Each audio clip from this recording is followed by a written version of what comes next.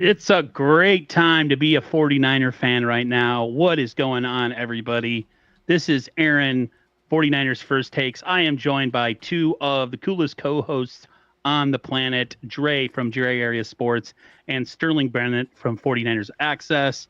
Going to talk a little bit about the Niners offseason the last couple weeks. Niners are getting work done, and probably one of the biggest, if not the biggest, uh, thing on the plate for the 49ers this offseason was getting Brock Purdy signed and delivered. That happened not too recently. We had the press conference today.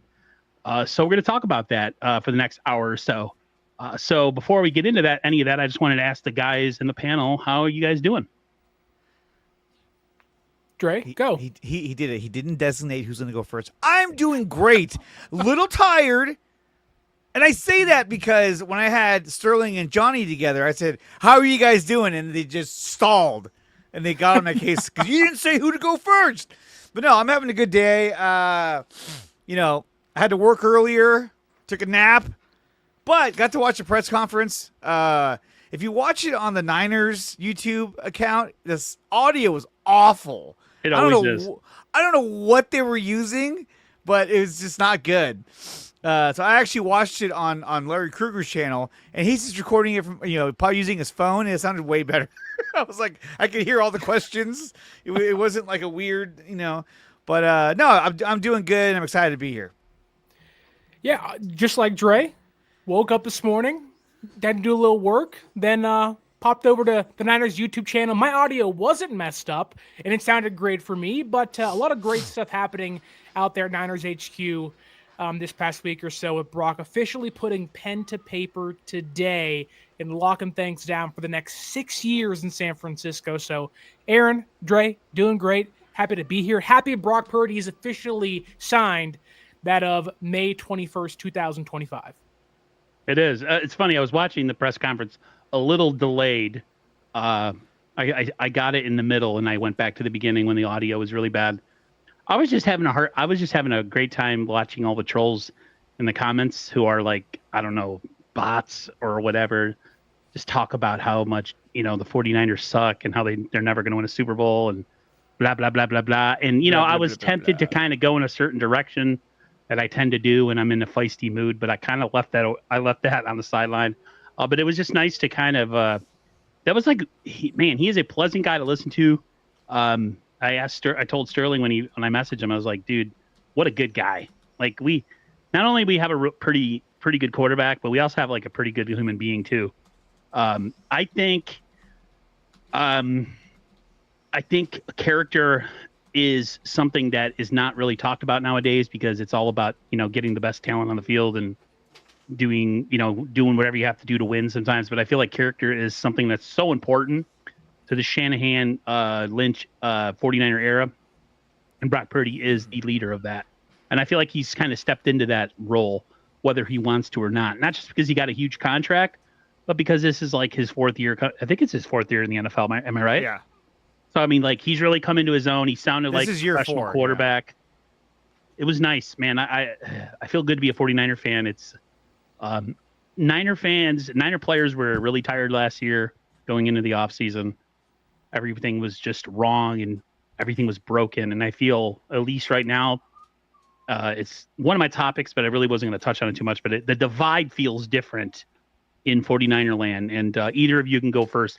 But does this offseason right now, at least in May, have a different vibe to it compared to the last couple off seasons with just, like holdouts and Yes. questions, Brock's injury, all that kind of stuff?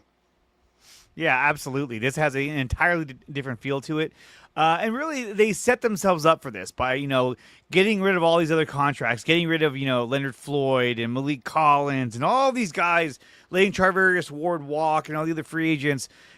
Yes, they let Dre Greenlaw go. I wish they would have kept him. But still, there's a lot of questions about his health and can he sustain his health throughout the entire season, not miss any games, which he really hasn't been able to do. But he's a gamer at that. However, I think this offseason has been really great because they got rid of a bunch of guys. They brought in a whole bunch of new talent through the draft, some of which I love, some of which I'm a little on the fence about. But they also honed in and said, okay, we got to get certain contracts done. Okay, what contracts are those? We're talking about Brock Purdy. We're talking about George Kittle and Fred Warner. And they took care of all three of those well in advance of even the preseason, which is something they didn't do last season. Instead, last season was the opposite. They waited until the very last second to get all these contracts done, and that was just a mess. And so, yeah, this has a much better feel to it. It's more refreshing. It feels like they're locked in, and now everyone's signed, ready to go. And I'm super excited for the season. Yeah, I think the Niners this year, unlike the last couple seasons, feel very focused on having one goal, and that's just playing football and winning games. Where in previous years it was you have these long extension talks, and you just really don't know if the guy's going to be on the roster come August and September, and that's very distracting. I know Brock today kind of pushed back on the idea that those have been big impacts on the locker room. But they do weigh on you to a certain extent. And now who knows how much exactly, but they are pay professionals, so get over it and go out there and play win games. But when you don't have your starting quarterback or your star linebacker or your star tight end out there, it does start to say, hey, what are the guys up top doing? Why are they not, getting involved here? Why are they not, getting things done for us? So I just think if you want to talk about the Niners and what they've done this offseason, they feel and look very focused this offseason, which to me means that they mean business and they're taking this window, the talk of the window's closed, very seriously and trying to slam that thing wide open again to hopefully go out there and win one inevitably or eventually with Kyle Shanahan as the head coach. One of the things that I put in the tab on the side before the stream was, are the 49ers being overlooked? And I think they are. And I think as me, who's a kind of a negative fan, I'm a little bit of a Debbie Downer, which is in complete juxtaposition to this guy, who's the most optimistic Niners fan I've ever met in my entire life. I feel that it's good. Raj is the most dude. He is the sunshine to my rain when it comes to 49er talk, for sure. He was on the Troy Smith, CJ Beathard, Brian Hoyer bandwagon, baby, ready to go. We're going to a Super Bowl. Every move the 49ers make is a great move. You remember that? No, I'm kidding. I believe Troy gives us our best chance to win. I was like, Troy Smith. Man, he was good in London for one game. I was like, no, this is horrible. I don't know about Brian Hoyer. Yeah, we've had some bad ones. He's a good quarterback because he knows the system. Whenever you got to say that, that's when you know it's bad. I was like, oh, you know when you suck when you're trying to convince yourself that Brian Hoyer can lead you to victory. It's really bad. Brian Hoyer, no, but I'm kind of okay with the underdogs. The underdog feeling for this team, because I was watching. I'm on X all the time. I get myself into trouble because I'm on there too much. But one of the things I noticed is that they do like projections in May of like playoff seeding in May. And I haven't seen the 49ers on any of those projections. It might have been Adam Schefter who talked about it, how the 49ers lost way more leaving the building than they did coming in. All legitimate concerns. I am cautiously optimistic, but I'm also, the way me and Sterling did our schedule prediction, I'm cautiously optimistic, but I kind of feel things can go either way with the way, with the Niners losing so much talent and this, that, and the other. But at the same time, with the schedule being as light as it is and pro 49ers really, as far as difficulty, I feel like the Niners can be an underdog this year.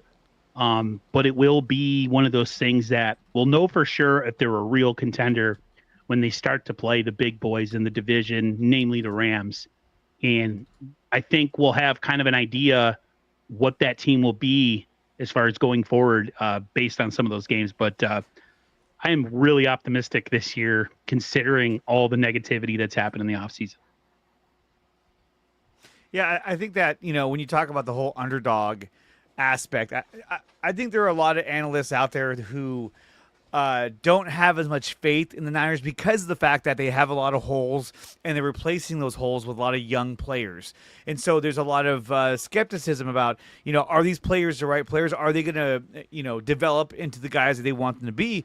While you go back a couple years ago, the Niners were filled with players that were for sure things. Like, you knew exactly what you were going to get out of these guys. You don't know what you're going to get out of Mike Williams. You have a good idea of what you're going to get, but you don't know because they haven't played a full season yet. They haven't played a game yet. Same with, CJ West and Alfred Collins and all these guys. So there's a lot of, we got to wait and see how it pans out. But based on the talent they brought in and what they're capable of doing, I think the Niners are, in my opinion, they're the favorites to win the division because your biggest competition is going to be the Rams and then probably the Seahawks. And then, of course, you got the Cardinals too. But the Niners have the easiest schedule in practically the whole NFL. Now, some of those teams were very bad last season, and they're actually starting to get themselves in a better place. But based on the strength of schedule, the Niners have the best chance to win the division. I mean, they have a cake schedule. When you look at last season, who did we have? We had the Chiefs. We had the Bills, the Lions, the Packers, Sterling. All these, big teams.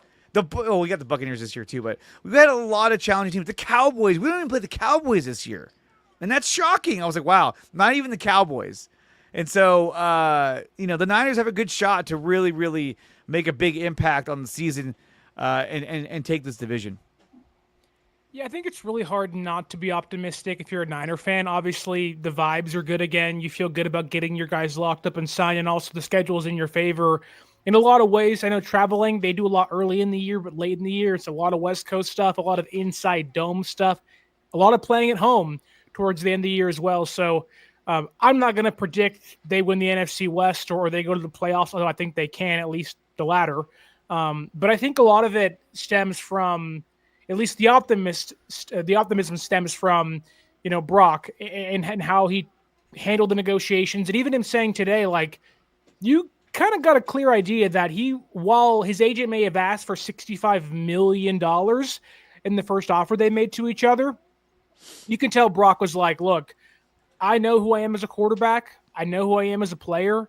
I could have asked for and stuck things out and held out for a long time and may or may not have gotten $60 million. But I knew it was important to be here on day one. And when you have guys in the building on day one, like Brock said again, when the season gets tough, when you're playing teams like the Rams on Thursday Night Football, Week 5, the Bears, Week 17 this next season, those are tough games that can go either way, that you have to win, you have to have. And this team really does have a really they have a kind of a tough stretch to begin the year. 3 of their first 5 games are against the NFC West. 2 of them are on the road. You have to start off hot, and I think San Francisco can. And to have your quarterback knowing that, hey, if I'm in the building early and I'm building chemistry with Pearsall and Jennings and Kittle and Jordan Watkins and Junior Burgeon and Jacob Cowing, and hopefully when Ayuk comes back and DeMarcus Robinson comes back, and to have those guys there on day one, we can start off hot. And even if we have that little blip of a 3-game stretch in the middle of the year, like 2022 and 23, we're going to be okay down the stretch as well to hopefully bring things home for us. So I think Niner fans have every right to be optimistic as to how this year can go. And a lot of that is attributed to how the front office has gotten things done and how their players, their leaders, Fred, Kittle, and Purdy, have kind of taken the reins of the offseason and put the San Francisco 49ers in a good place to begin 2025. Well, yeah, I mean, like when you look at the receiving core, right? A guy like Ricky Pearsall, this guy, he was shot. He got shot before the season started. I thought it was a joke I was like, oh, this is a gag, right? No, it was real, obviously. And so you think about what we saw at the end of the season from Ricky Pearsall. Once he's actually started getting acclimated into the 49ers offensive system, we saw him making huge strides game after game, getting more and more completions, getting open. And so now he has a full offseason. He's going to have a full preseason. I think I can expect big things out of Ricky Pearsall because right now your 1 and 2 is going to be Juwan Jennings and Ricky Pearsall. Now, the decline in that is that, neither one of them are burners, but you did sign guys. Whoa. What? Pearsall got 4.5 speed, brother. Don't hate. He's Don't not hate. that. He's not going to stretch the hate. field. He's, but you got Cowing and some other guys that can stretch the field.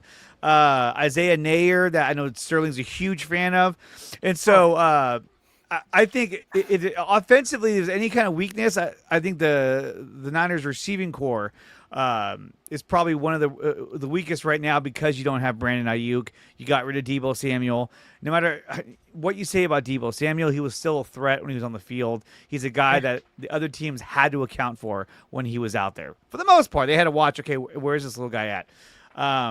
But, we talked about Brock. Little guy at. He's like 245 pounds. I know, but he's not tall, though. He's only like 6'1". That's true. That's true. Very He's stubby. short. Yeah, he's very stubby. Yes, he is. But like in today's press conference, I mean, Sterling touched on it already. I mean, you heard Brock Purdy say a lot of the things that you want to hear from your starting quarterback that you just signed to a 5-year deal. In fact, I would argue that he said so many good things that even the pundits out there who look for a negative spin on whatever he does had a hard time because he was so. It was perfect what he was saying. I was like, man, he's nailing this. And on top of that, when you look at like Dak Prescott, he took $60 million a year with $231 million guaranteed in the state of Texas, where there is no state income tax. So he's just raking in the money, right? Negative pundits that have a narrative? No way. No way. But Brock Purdy, he took $53 million and $181 in guaranteed money in a state that has a 12% income tax rate. So, look, I think that when you look at the contract that he signed, it's a team-friendly contract. It's going to be a bargain contract in the next year or two. And I think that he, obviously to me, he left some on the table because he wanted to make sure that he was getting a fair contract based on his talents, and he wanted to give San Francisco the ability to keep building this team. He didn't gouge the Niners for all this money. He wasn't like, no, I'm either signing for 60 or 65, and y'all got to figure it out, and I'm not going to show up to mini camp. I'm not going to show up to anything, No, he was there. He's been at the facility. He's doing everything that most of these quarterbacks don't do. Now, is that because of his humble beginnings being Mr. Irrelevant, that he's kind of like, hey, I'm just here to work. I'm just here to do my job. But the things that he was saying in the press conference, he was like, yeah, I love being around the young guys. I love talking to them about hey, this is how they coach you. It works. You should really follow them. I mean, this is like, you couldn't script a character better than Brock Purdy right now. I absolutely love everything I'm hearing out of Brock Purdy's mouth. And the signing itself is just tremendous. I'm so excited for the Niners. I actually have a little bit of that, those sound bites today, if you guys wouldn't mind me playing them for you. Do it. Do it. What are you, the Emperor? Do it. All right. Obviously my agent did the negotiating, but would just keep me updated, throughout the week, and certain big moments and conversations that were had with the Niners, and then he would just call me and update me, and we both, before the whole thing started, sat down and we were like, all right, this is our vision. This is hopefully what we can get out of it and get what you deserve and have earned, and go from there. But obviously we want to, make sure that we're working together with our organization and setting up everybody for success. It's not just for me to get all the money as much as I can, but also like, hey, let's surround yourself with a great team and players and a great locker room, and all those things matter. So we definitely talked about that. And then, like I said, he would just update me periodically, but, there were some things that we wanted in there to protect me down the road and whatnot, and the contract and the language and all that stuff. But he did an amazing job with handling that and then breaking it down to me, like what it is, what it means, and what we need to get, what we can give up, all that kind of stuff. That's just negotiating. And so, like I said, he did an amazing job, and I'm very proud of him.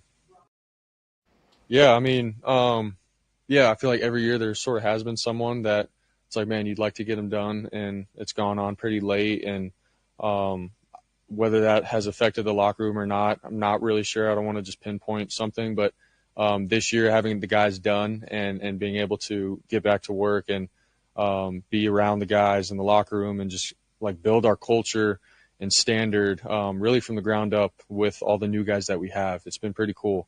and everybody's bought in right now, and we're excited obviously to do like more team activities and stuff as we move along the off season. But man, it's hard to explain, but the young guys, the older guys, everybody's is bringing it right now, and I think it's just so important that we're just around each other a lot, doing little different activities and continuing to build chemistry. Like that's the kind of stuff that matters, man. When you get late in the season and things get tough and you go through some tough things as a team, like you want to be able to know the guy next to you and what he's about and that he's going to have your back and everything like that. So anyways, having the contract stuff done, it's been a huge blessing for the whole team and organization.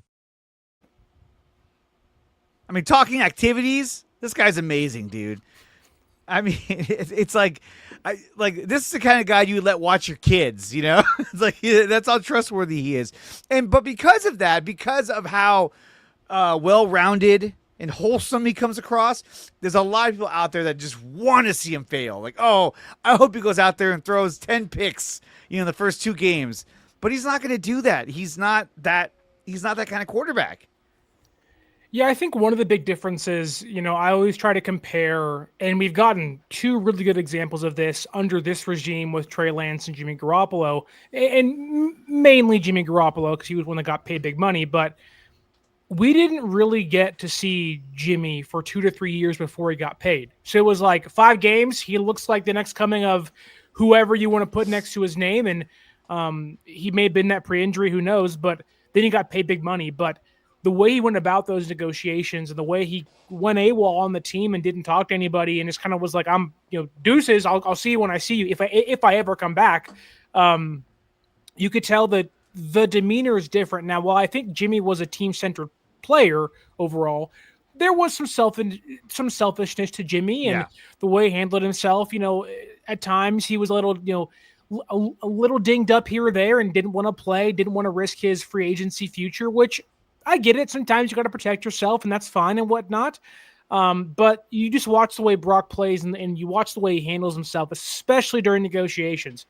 Like, he was present the entire time. His agent and John Lynch were talking at the combine. Like, they wanted to get this thing done and the ball rolling so soon. And, while I can't think back to what 2017, 2018 looked like with Jimmy Garoppolo at the podium, just to hear Brock talk about, it's the way he used his words was very inclusive of like, it's the team, it's us, it's we. And that may not matter to somebody out there, especially if Brock doesn't play well, then who the hell cares how he talked in his press conference? But I think to hear that stuff, the one sentence that got me was, it's not just for me to get all the money, but also let's surround yourself with a great team, players in locker room. Mm-hmm. He clearly knows who he's like. Brock Purdy is so he's so in tune with who he is as a quarterback and what he needs around him. Like, that's a big deal to have a guy who's that self-aware that says, look, I can probably hold out for $58-60 million, but if that allows this team to go sign DeMarcus Robinson and Luke Farrell and Jason Pinnock and Siren Neal, and maybe next offseason go replace Colton McKivitz and Trent Williams, who knows, right? To have that guy willing to do that, he didn't take a this super team friendly deal, but the way it's the way the details pan out and the way it's kind of constructed, this is a really team friendly deal for San Francisco to help build around Brock, not crater with him on the roster still. Yeah, I think Brock could have asked for a hell of a lot more. According to some reports, it was north of $60 million. We all know what Brock is as a quarterback. We know his capabilities. We know his limits. I don't think he is in that upper echelon of quarterbacks, but who is? You have maybe 4 players on a yearly basis that you could say are the elite of the elite. And then there's a lot of middle of the road guys.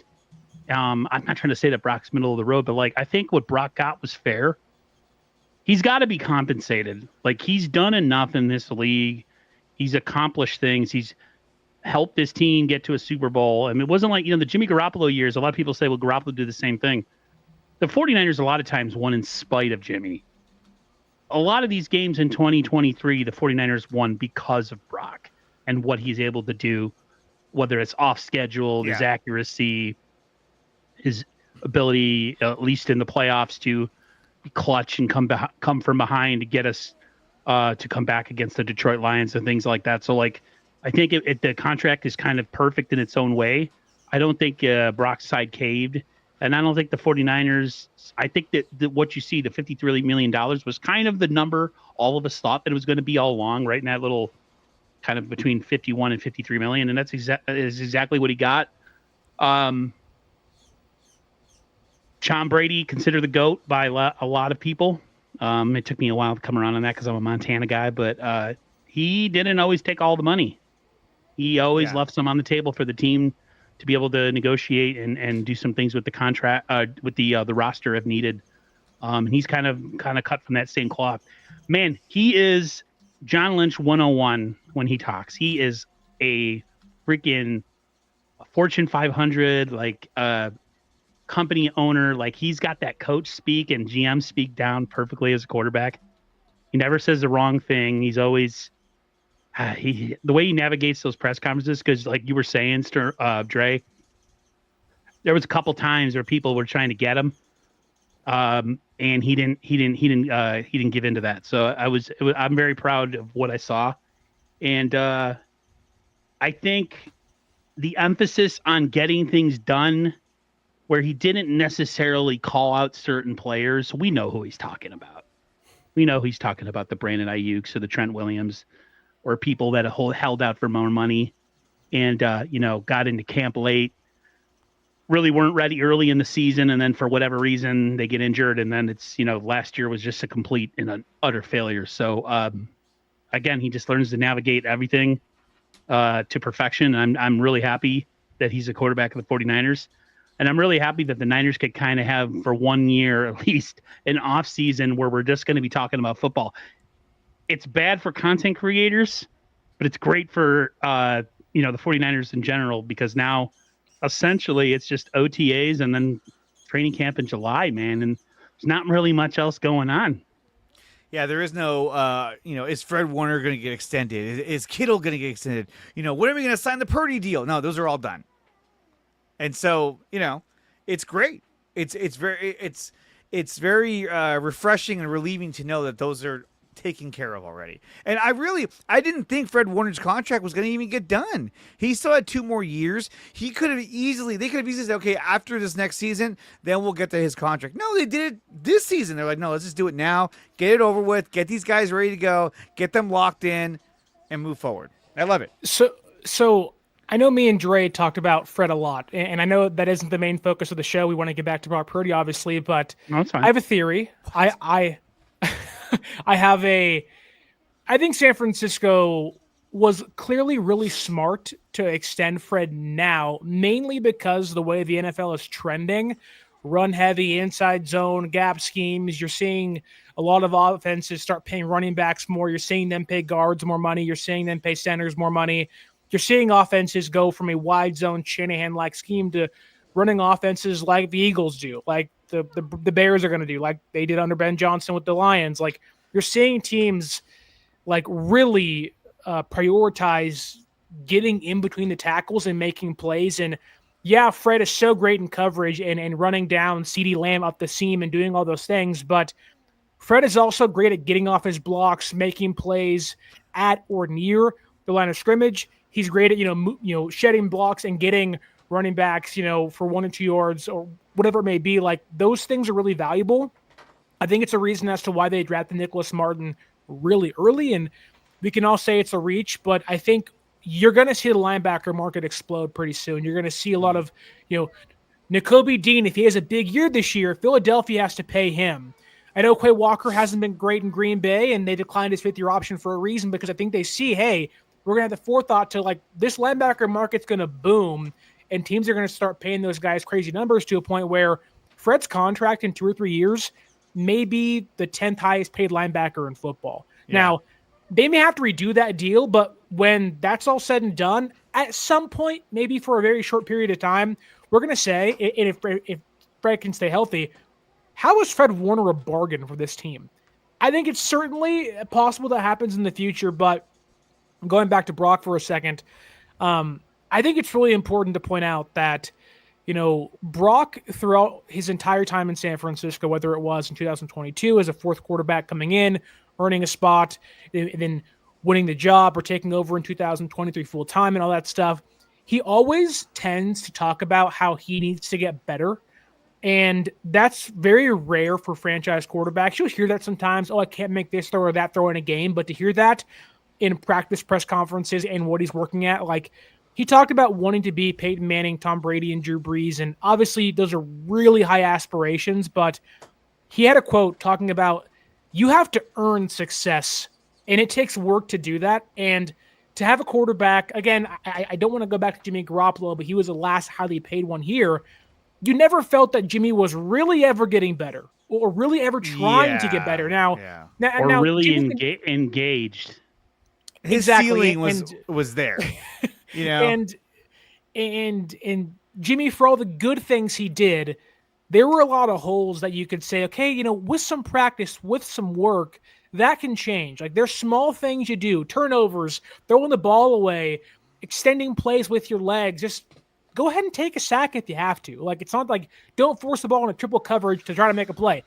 Like, Brock is so smart and so willing to make the changes necessary. And even today, he talked about how he was playing too much hero ball last season and needed to kind of refine and restrain himself to get back to what it was in 2022. He said, I went back and looked at my rookie film. Mm-hmm. Now, he was playing in structure. That to me shows for a guy that just got paid $53 million and can coast the rest of that contract, the money was never a priority to him. He wanted it, but the priority to him is winning football games. It means so much to him where it's honestly really fun to say Brock Purdy is your quarterback. Yeah, I picked up on some of the same things you were talking about, where you talked about his footwork, kind of getting away from some of the stuff. He talked about being on time and like in line with what they were doing in 2023, and he felt like he kind of got away from that last year. You never got the sense with Garoppolo that he was going to spend his offseason working on his footwork and accuracy. He kind of gave me the vibe, and this is where I kind of lost it with Garoppolo and didn't want him around anymore. When he injured his leg in 2023 or 22 and went down in that game, the report was he left the stadium with his family mid-game. See ya. Like, I'm not working anymore. Goodbye. That really didn't sit well with me as a fan. Like, I want to see the quarterback who can't play the rest of the year. I want to see him in crutches on the sideline cheering on the other guys, not leaving the stadium because he's I don't know. Jimmy had never seemed to me like he was all that interested in getting better. He kind of got where he needed to be, got paid, and he was okay with that. And like the Niners had a ceiling with him. And maybe some people believe that they have a ceiling with Brock, but at least with Brock, not only is he a man of faith and believes in God and all that, and he lives his life with a certain set of values and morals, he's also a type of guy that if you were working with him at McDonald's, he would probably be your favorite boss to work under because he would be working. Or your best employee. Or, yeah. Or you I want to be the best French fries today. He cleans the ice cream machine every night. Every time I go in when he's working, the fries are at their crispiest. The McFlurry machine is never broken when Brock Purdy's working. Never down when Brock's here. No, but I mean, Brock does things in the game that other quarterbacks just don't do. Like he makes certain throws where he'll leave you saying, "Oh my God!" Like holy shit. In the Vikings game, week 2, he was under pressure and he threw a pass to Deebo Samuel. Who was standing on the tippy-toe sideline, and Deebo caught it and then kind of stepped out of bounds. And I was like, "Holy crap! What a throw!" He has these plays where he just blows your mind. You're like, "Wow, that was incredible!" Even the best quarterbacks don't do that. But of course, people will say, "Well, he doesn't have the rocket arm, or he doesn't have all this stuff." But he makes these plays that are just unreal, like the pass across his body to Jawan Jennings against Sterling's. Actually, that was against the Lions. That was an amazing play. He continues to make these big plays when people start to doubt him, and that's one of the things I love the most about Brock Purdy is his ability to make plays either with his feet or with his arm when you don't expect it. I mean, against the Lions, he almost got sacked got off of the pass rusher and then Is that how threw Brock that Purdy pass. evades pressure? That's it. And then throws that pass to Like he's Gumby. he throws that pass to Kyle Juszczyk on the sideline. I mean, that was clutch play. And I'm sorry, I love Lamar Jackson. I love Josh Allen. You don't see those guys making that kind of play. Sure, you saw Lamar Jackson catch his own pass, which was like, what the? But like, it's just those plays are just amazing, and he does it, and sometimes in the biggest games. I'd push back on the thought that Lamar Jackson and Josh Allen don't make those plays, but No, I mean they make think amazing plays. I'm saying, like, especially in the playoffs when everything's on the line, he's over here making these incredible plays because he's the kind of guy that when the moment gets too big, he doesn't let it get bigger than him, and he stays level-headed and cool. And I think this past season we saw him trying to do more than he did last season, and he found out that when he pushes the envelope, sometimes it didn't work out. And I think for a lot of fans, including myself, I wasn't used to Brock doing that. I wasn't used to seeing him take those risks. But I think one thing that's going to reduce that is having Christian McCaffrey back this season. That was a huge part of their offense that it changed everything. And not just because he's just so good that, like, he makes, without him, you're not very good. No, the offense was built around Christian McCaffrey. That's why you saw Deebo Samuel, line up in the backfield and come out for a pass, because that's supposed to be Christian McCaffrey. So you saw other players having to fill in other positions because they were down McCaffrey. So he's going to help them immensely this upcoming season if he can stay healthy. If he can stay healthy, I'm telling you right now, me and Sterling already talked about this during a schedule release. He's getting the ball 40 times in week one. It's just happening. Oh, yeah. There is no way to avoid that. Here. Especially with them being down a couple of receivers, Ayuk and, of course, the other cat that we got from the Rams. There's no – dude, it's going to be – Marcus Robinson. We'll have to put him on ice by week 4, but I don't know what you're laughing at. But I never know. Here. Take it. Go up the middle. Run fast. Coach, I need a breather. You don't need a breather. It's like the Holes video. I'm tired of running, Grandpa. Well, that's too damn bad. Get back out there, man. But oh my God. Yeah. Can I get in? Jordan Mason, shut up. Well, now he's gone. He's in Minnesota now. He's in Dre. Minnesota now. I think he's actually going to have a good year in Minnesota, by the way. But He better. in that presser, he was asked a question. He was asked a question about, Grant asked him, hey, John Lynch mentioned that the deal, may not ever get done. How did that make you feel? And I thought that his response was so good. It was so on point. He was like, yeah, people are going to run with stuff and, kind of just make up their own narrative. And, you just got to know that, The guy that just asked the question. Yeah, exactly. Everything he was saying was about the guy he was talking to, for the most part, and I loved it. I was just like, "Oh, great, great answer." He was just like, "Yeah, you can't you can't believe everything you hear."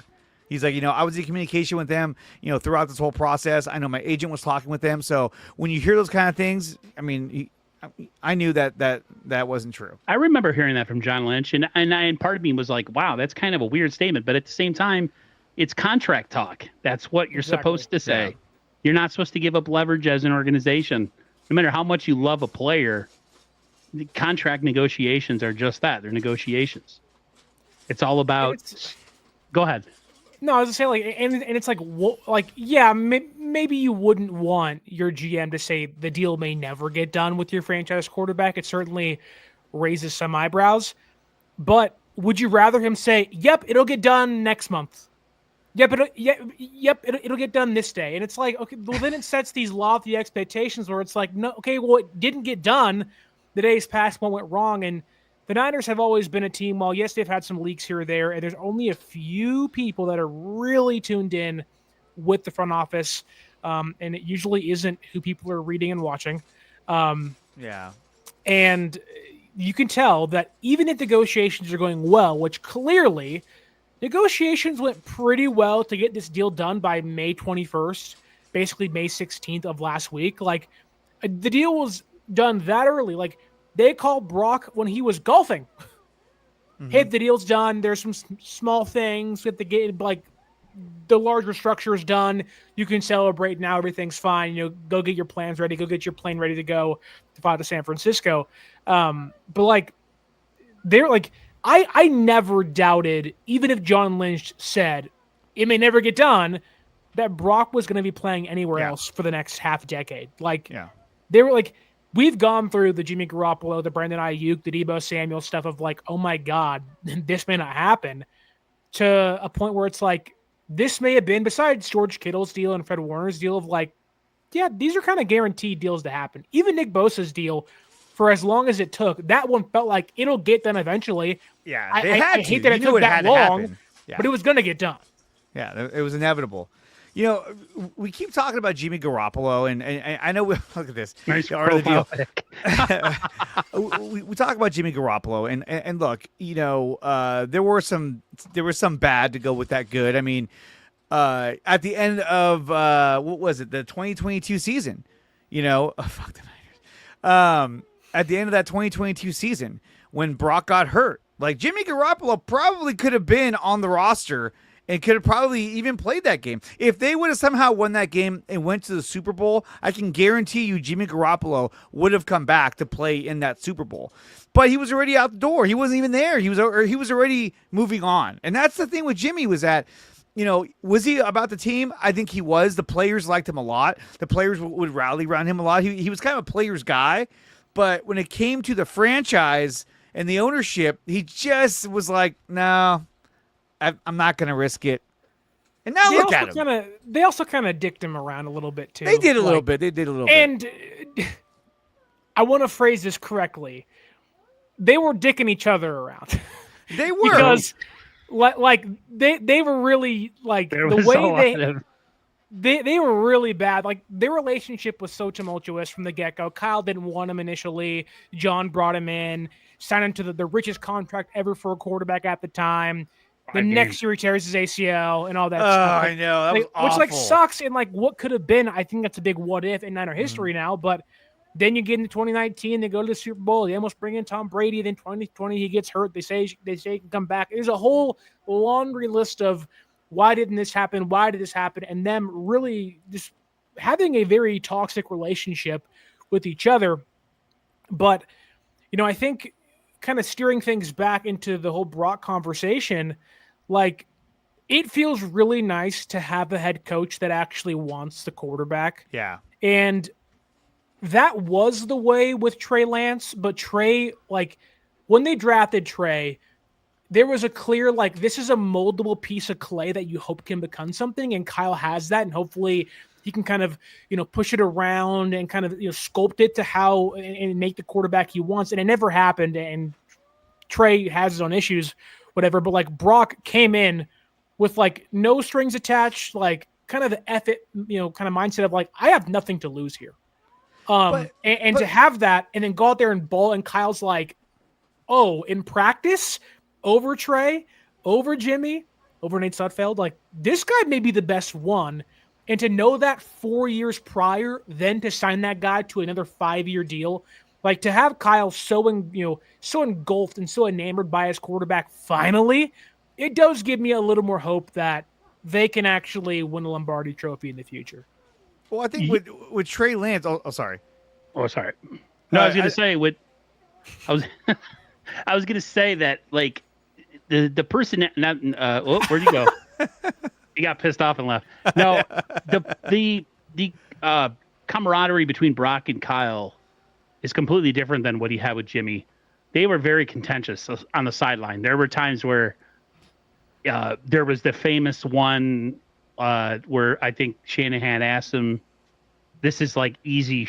Can you do it?" And he was just pissed off. He said, "No, I can't." Clearly, no, I'm really bad. I suck, coach. This is the one where he's like, "Your plays suck. That's why." That was funny. That was I was like, "Okay, here we go." I forgot about that one. He said that to him. He was like, "It's because your plays suck." You could read his lips. It was like, "Oh fuck."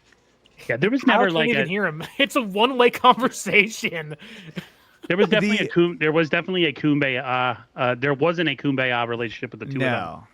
But I mean, the thing too was that you always heard talk about how Jimmy wanted to have more say in the offense. He wanted to throw the ball downfield, even though he didn't have a rocket arm, which didn't make any sense to me. Look, Hey, let Jimmy cook, man. it let Jimmy cook. We never got to see it. But But Kyle basically sculpted the offense around Jimmy's strengths and cooked with avoided that porn his star. weaknesses. And I think that's what really pissed off Jimmy Garoppolo, is that he was like, no, you're not letting me, I think he felt like he didn't let him grow and progress as a quarterback, because he kept him in like a structured set. You throw it down the middle, you throw it to Debo, you throw it right there, short pass, don't miss. And I'll tell you what, though, when Jimmy had to hit that crossing pattern to Debo Samuel, he would put it right there. on the money, man. It was like, wow.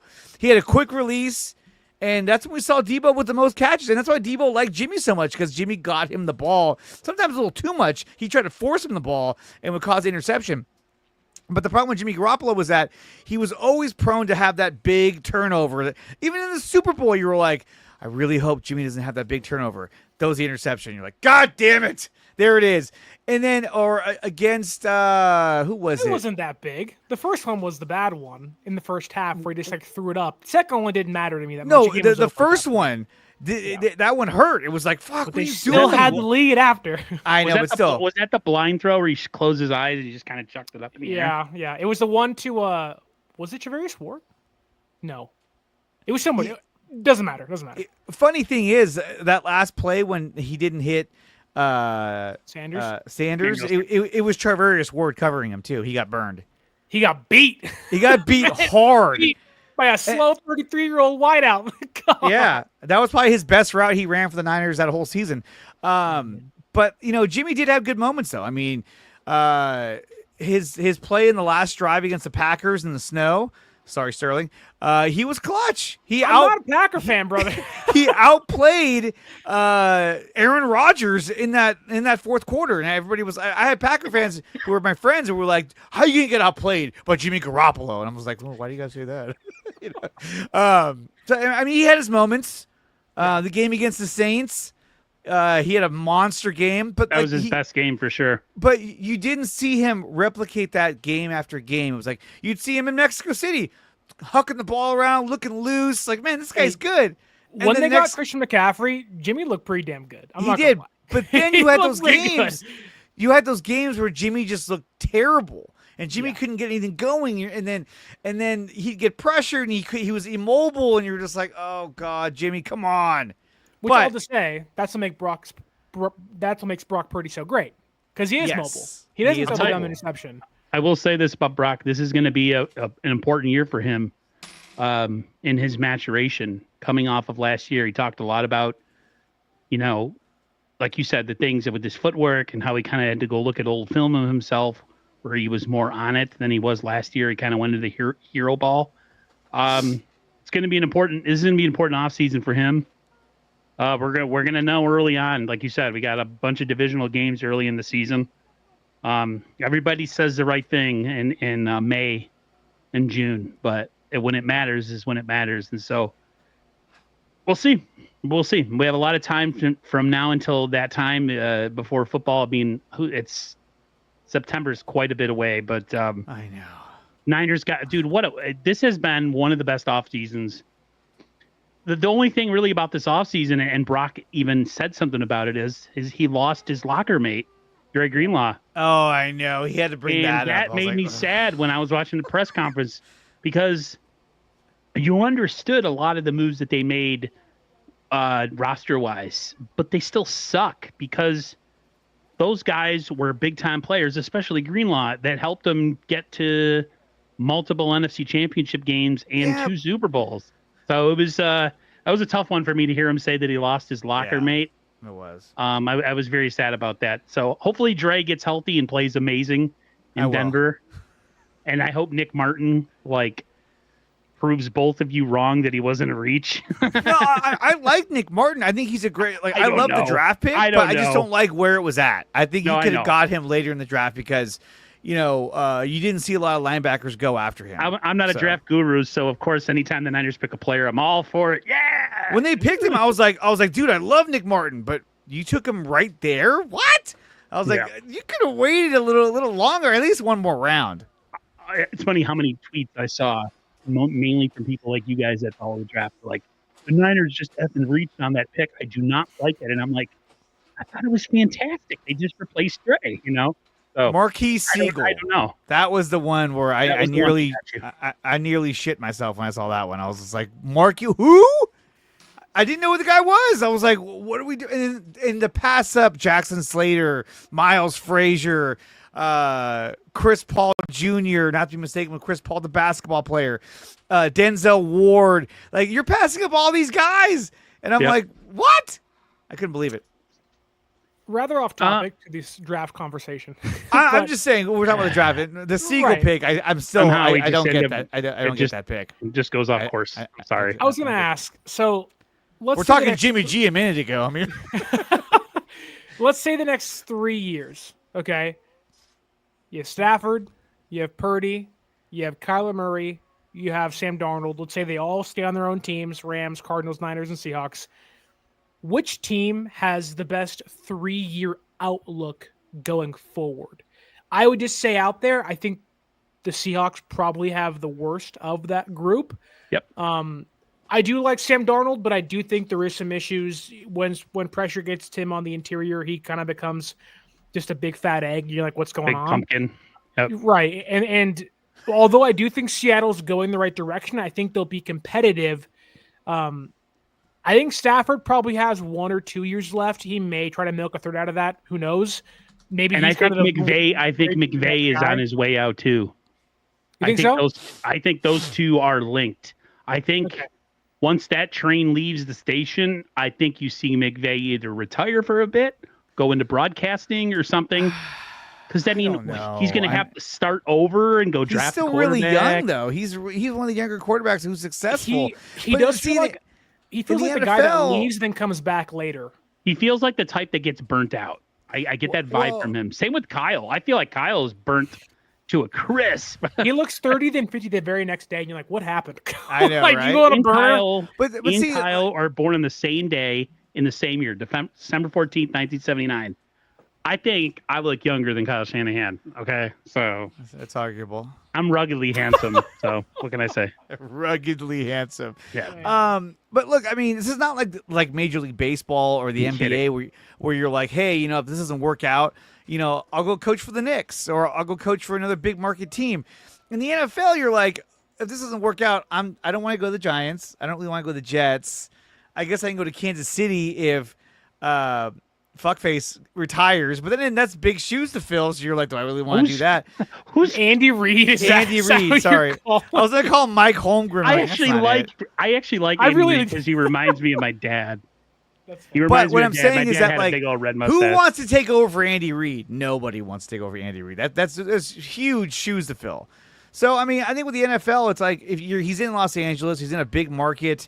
The Rams, to me, are more of Los Angeles' team than the Chargers.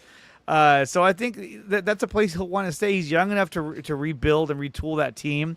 And remember, too, when he got there, he inherited a team that had a lot of stars. I mean, Aaron Donald was already there. When Kyle got to San Francisco, it was a mess. And I would argue that this offseason is the best offseason since his first offseason when they went out and they signed like 7 dudes to the roster.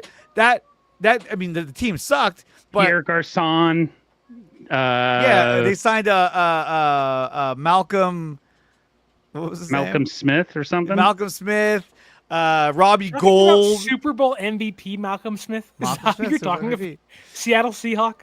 Yeah, that's it. Wow, I forgot he was even a Niner. He never played. To me, he tore his pec right away, and then they were like, "You're done."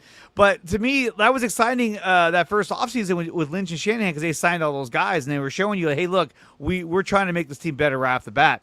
It didn't really work out, but then they got better each year. And so I think this offseason is a much better way of doing that, where instead of just signing a bunch of guys, they went out. That was their best offseason, 2017? I thought it was a pretty good offseason. You don't think 2019 was a better offseason? I think 2019 was kind of the year. That's way better. They got Debo Bosa, DJ Jones, Dre Greenlaw. Yeah, but they drafted them. They drafted them, and that's part of the offseason. They were still unproven. you're coming off a season where the Niners were god awful. They bring in a new head coach, a new GM, and they go sign a bunch of players. It sparks some excitement. Everyone's like, "Cool, Okay. I like this." From that aspect, From I that can feel aspect, from the excitement level, aspect, yes. yeah, I was Their like, "Okay, best here we go." Off season was actually during the 2022 season when they acquired Christian McCaffrey.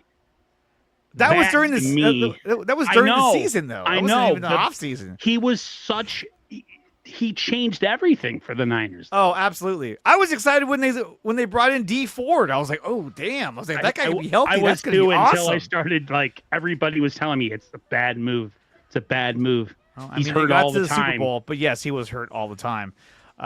He was good for that little bit of time, man. When we had Defoe, Armstead, him. But I mean, dude, they were. Oh man, for that game. Quan against the Browns, Alexander, man. remember that? Oh, he's gonna be a revelation. Hurt. Oh, He was great. I loved Quan. he was Ruben great, but then he got Foster. hurt. He got oh Ruben. Okay, now we're just going off the rails here. Captain Green Tent. Mike McGlinchey. He was in the green tent all the time.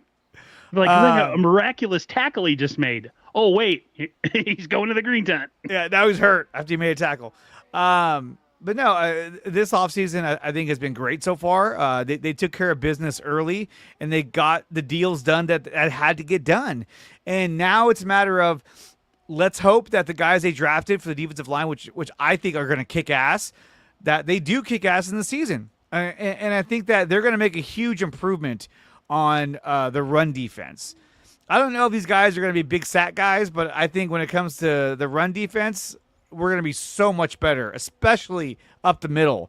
Because, I mean, that's all teams did to us, like run it up the middle. Hargrave can't stop the run. And then Hargrave got hurt. And then it was like a shit show of D tackles trying to fill in the voids, and it was such a mess. If they could somehow sign another veteran pass rusher in free agency, but as the season is or training camp is rolling around, I feel a little bit better. I feel like the one area they're still really weak is edge.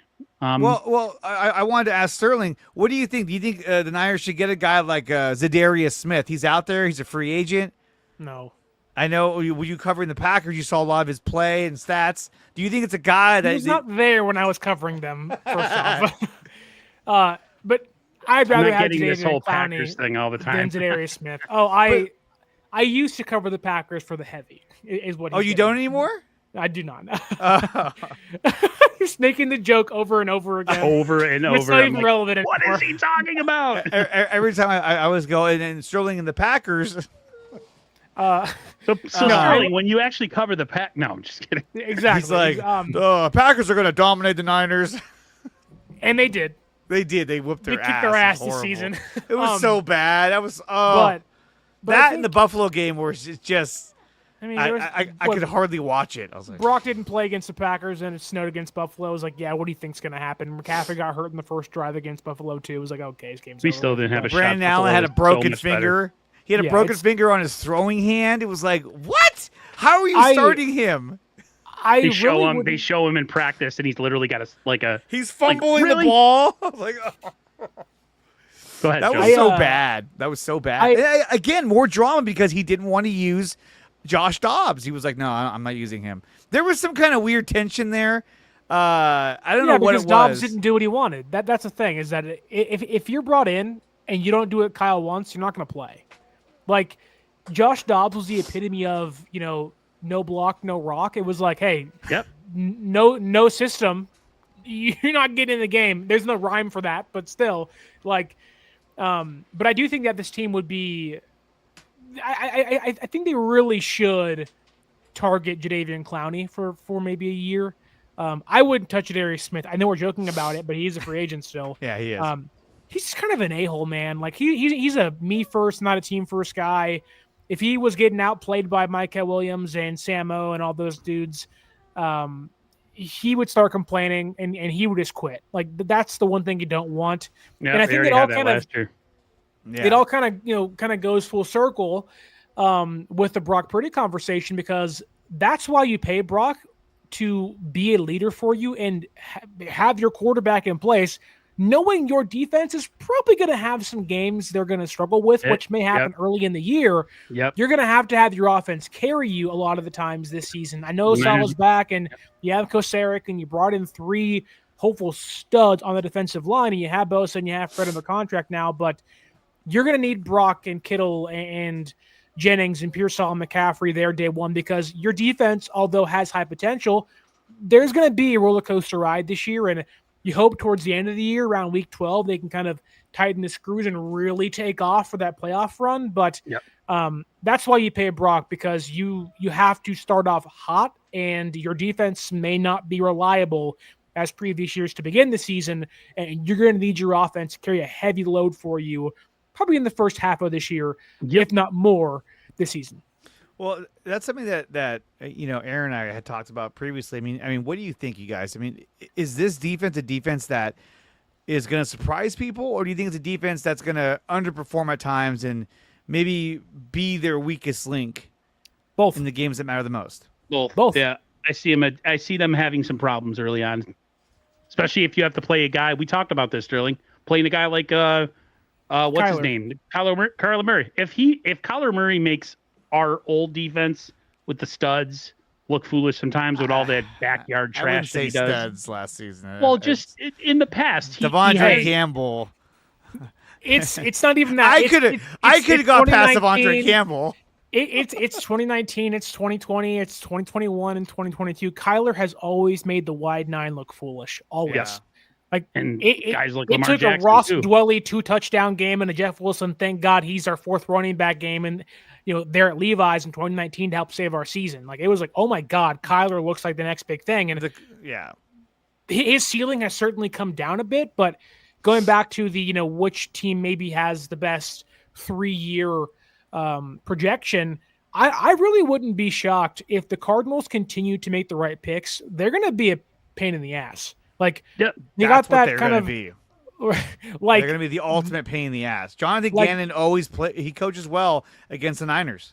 Yep. And, Kyler, for all the good things he can do, and he has some drawbacks for sure, and the injuries are piling up for him. But, Kyler really, again, can be that pesky dude. You're like, what did I just watch happen? How did we lose 24-17? And Kyler makes this amazing game-winning play. We saw it last year, which we weren't great last year, but he's running in circles and just throws it up. And somehow the guy brings it down, and we all said, how did that happen? Yeah. Like, what did we just watch in front of our eyes? So these young guys have never seen anything like him, and I feel like that was the hot game. When it was really hot at Levi Stadium, and they were and the Niners wanted to wear their all white uniforms, and they were like, "Oh, you can't wear that because the Cardinals have all white uniforms." And was that in 2020 or this past year? This past season we lost really at home to the Cardinals, and it was super hot that day, and the Niners looked lethargic, like, oh, it's really hot, and the Cardinals just beat us. And I think it was that game or the previous time we played them last season when Kyler Murray did that quarterback keep and he just ran for a touchdown. It was like he had the ball. He had the ball up like this. He was like holding it like, suckers. Yeah, that was I couldn't bad. believe that.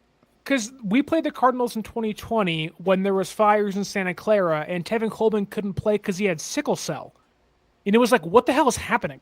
Like, COVID's happening and the sky's falling. There's fire. The apocalypse is here.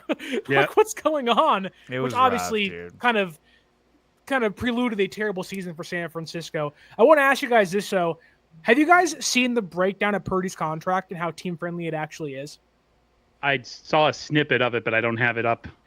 Okay, I have it in front of me right now. Oh, Brock's cap hit this year is only $9.1 million. Really? I thought it was lower than that. I thought it was like 8.4. Yeah, I thought it was a little lower too. They're giving him $41 million in cash, so I'm sure that has something to do with it. Are you looking at what would you do? Are you on Spotrac? Yeah, I'm on Spotrac. Yeah, Spotrac. Are you looking at what Dave Lombardi's spreadsheets? No. The Niners will only pay Brock Purdy $9 million. Every time we reach a high in the stream, we always got to mention a name that just plummets it. Yeah, come on, man. You know, just having a good First, time. But- first GC, okay. and now that guy. Okay. Getting back to Brock's contractual details here to save the stream because Drake is taking it off the tracks. Brock's getting $9.1 million in cap hit this year and $41.1 million in cash. First, like Aaron asked, if you had $41 million in cash off the bat, what are you doing with it? Brock said he's buying like a big bass boat, but if you had $41 million in cash, I would just give it give to me my mom. the first thing you're buying. Taco I'm giving Bell. it to my mom, and I'm letting my mom deal with it. She's really good with money. Whatever she wants to do. I'm going to Taco Bell and I'm buying anything I want. Pig My out. mom will turn that into like $100 million. I'd be like, "What happened? What'd you do?" I don't know. I would buy PS5.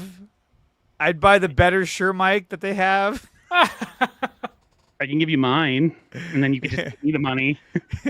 We'll trade just mics. buy- We'll trade mics and see how we like each one. I would just buy Mr. Beast's YouTube channel and let it monetize itself daily, bring in money all the time. Mr. Beast. I YouTube would channel. find a way to somehow funnel all the views to our 3 channels on a consistent basis.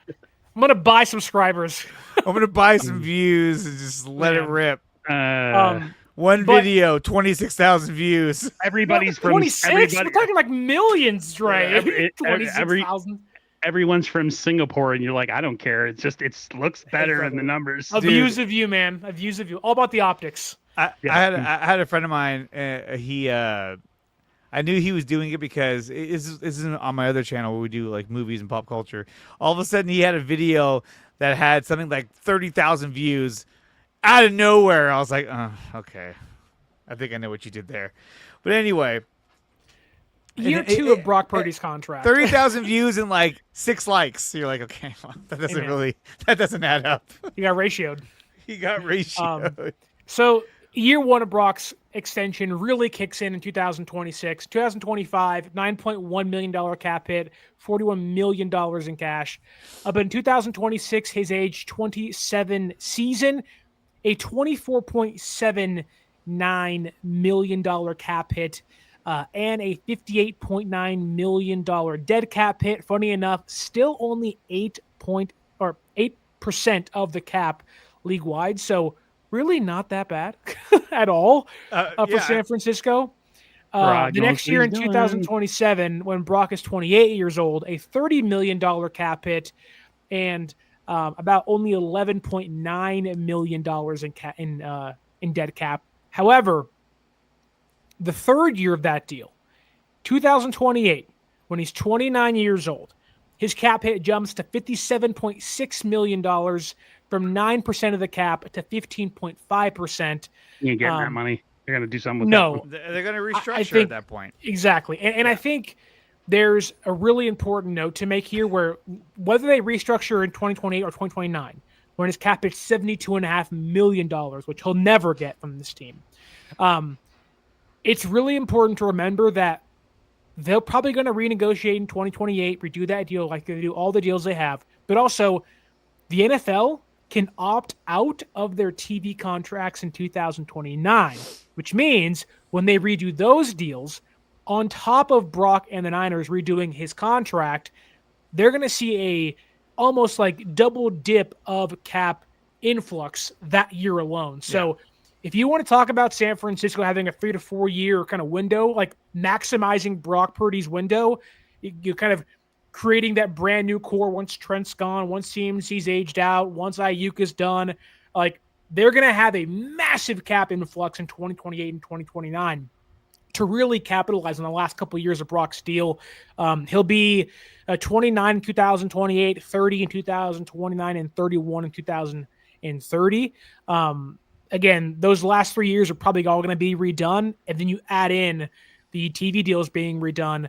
San Francisco really should be able to maximize the entirety of Brock Purdy's contract, adding in new players, rebuilding the core left and right. So again, anybody that keeps telling you it's over, they paid Brock, the window's closed, I'm telling you now, the first 3 years are going to be good enough, but they're going to be able to just jump all over it again in 2028, 29, and 30, and 31. It's going to be crazy how good this team can be. They may not go all the way, but they're going to be competitive the entirety of the entire contract. Well, I mean, even last season, if the defense was better, we would have had a much better season last season. Yeah, we had some deficiencies on offense, but we still had a top 10 offense. It's our defense that was atrocious and couldn't stop anybody. If they were a good defense, we would have had a much better season. So I think this season they're going to be much better. So I think we're going to get the season we should have got last year, but this season we have an easier schedule, so it's just the cherry on top. They have a lot less excuses to fall back on this year, man. They have an easier schedule. They got their DC back, and they have a really easy schedule. Okay. So let me ask you guys, and I know Sterling and I talked about this the other day, but what is considered a failure in terms of win-loss record for San Francisco going into the season? They got to win at least nine games. They don't win 9 games next year. They have to win at least 10 games. Come on, like 9 games? I'd be like, oh man, you guys barely snuck through that schedule. You're right. Let me think. You're right. 10 you games. You limped all the way to the finish line? Like, no way. I had them going 13-4, and that's on a good season. Sterling had like something crazy. I had them 10-7. That's 10-7. That's what it was. I was like, oh my god, that's reasonable. They're gonna lose 7 times. They have 2 new coaches in the building. They have to revitalize special teams. They don't know who their damn kicker is yet, and the defense is super young. Greg Joseph, and they don't have a lot of depth on that defense. They're 2 big injuries away from being the Sam O. Yeah, like let's be real, people. The doomsday is what if Fred Warner goes down? Like, knock on wood, doesn't happen. Let's not get crazy. If Fred goes down, let's not get crazy. Like you have Winters, and you have Martin, and you have Bethune, and you have Curtis Robinson, and you're like, oh god. If CMC goes down, they're really screwed. We just got to turn into the 1999 Rams and score like 45 points a game, and then it'll just be like whatever.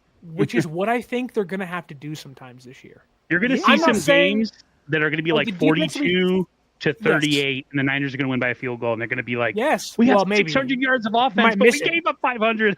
They need to go out and sign a guy like J.K. Dobbins just in case. Oh, man. Hey, when he's healthy, he's nice. Hey, guys. Good. I love that guy. Before we get out of here, real quickly, there was some news that the Niners brought in another kicker, Greg Joseph. I think he came in from the Minnesota Vikings. Yeah. He was a Jet last year. Yeah. He was a Jet last year? Yeah, that's right. For one game. I want to get excited about this because I do not like Jake Moody whatsoever, but I'd have this as just one of those things where it's Jake Moody's job to win. And I feel like regardless of how good this guy kicks in camp and preseason, I think they're still going to end up going Jake Moody. Which was it you, Sterling, that made a point on one of your streams? If they end up relying on, say, Moody and he ends up losing them a couple games, you couldn't go any farther with that. You'd have to cut him at that point. Yeah, like that.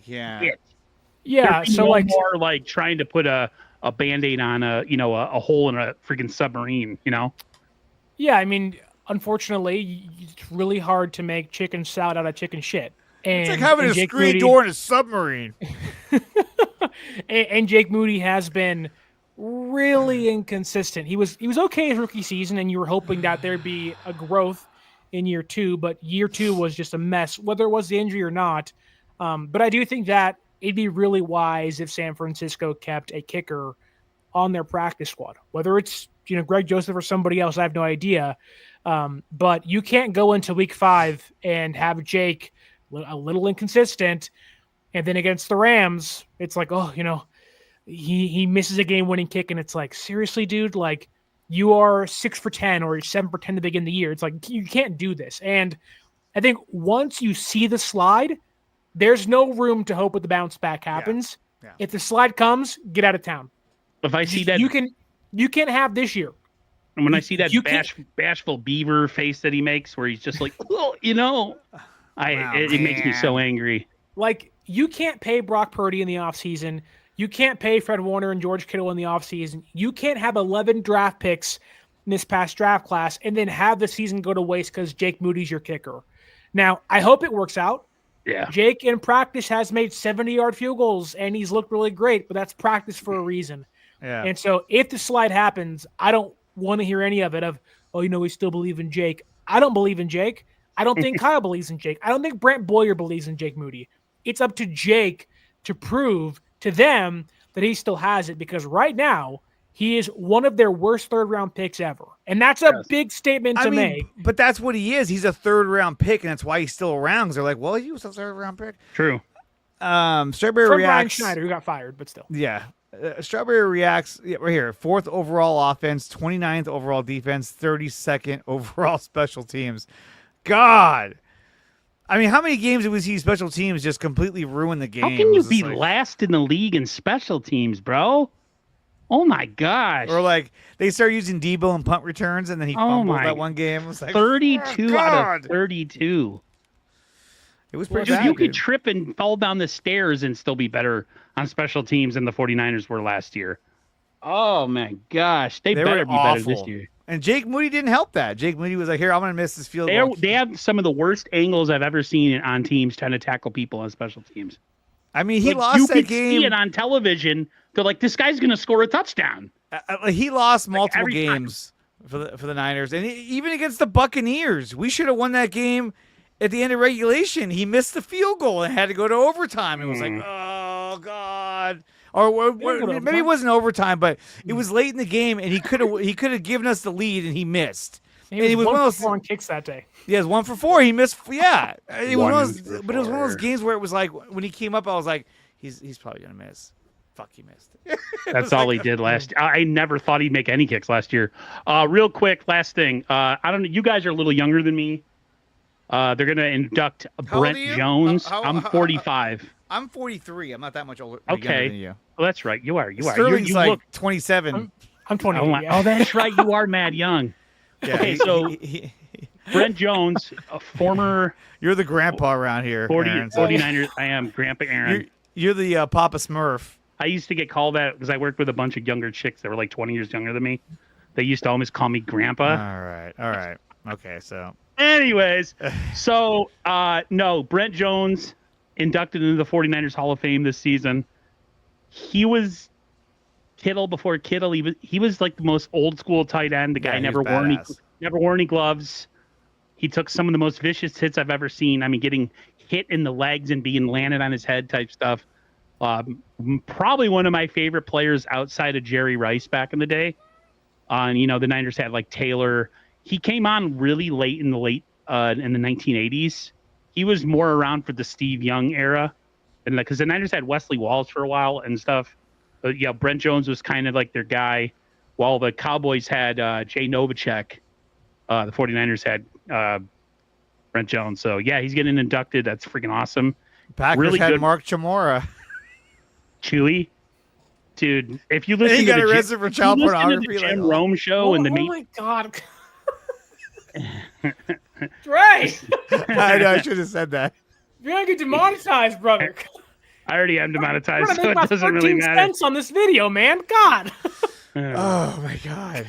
You know that thing Chewy! In your brain that tells you that don't let it come out. I'm tired. Okay, I've been up since like 1 a.m. Okay, man. I'm a little fried. It's okay. Everybody, we appreciate you coming through. Sterling especially. Sterling is losing his mind in the back over here. It's been a fun last couple weeks for the 49ers, man, getting stuff done. A lot of contracts and off-season drama that seems like we don't have to worry about this year. So I'm looking forward to actually having a little mental break with the 49ers till July. Let me enjoy my summer for a bit.